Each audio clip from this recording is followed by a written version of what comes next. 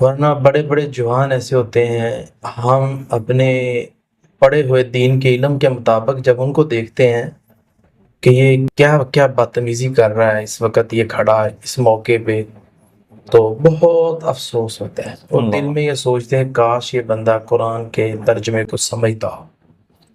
اسی طرح یہ نوجوان ہے، وہ بچپن سے ہی ہمارے ہاتھ سے تلک جاتے ہیں، نکل جاتے ہیں۔ اس کی ریزن یہی ہے کہ ان کو شعور نہیں۔